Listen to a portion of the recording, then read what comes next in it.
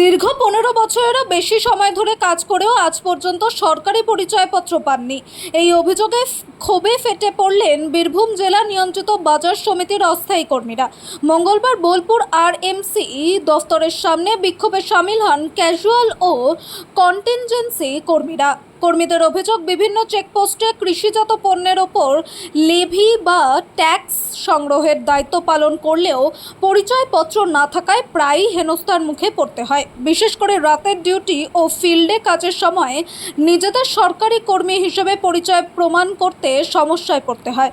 দুর্ঘটনা বা অপ্রীতিকর পরিস্থিতি ঘটলেও তাদের সরকারি দফতরের কর্মী হিসেবে কোনো নথিগত প্রমাণ থাকে না বলেও দাবি। এছাড়াও 2024 সালে রাজ্য সরকারের ঘোষিত বেতন বৃদ্ধির সুবিধা থেকেও 3 কন্টিনজেন্সি কর্মীকে বঞ্চিত করা হয়েছে বলে অভিযোগ ওঠে। বৈষম্য দূর করে বেতন বৃদ্ধি এবং দ্রুত পরিচয়পত্র দেওয়ার দাবিতে আন্দোলনে নামেন কর্মীরা।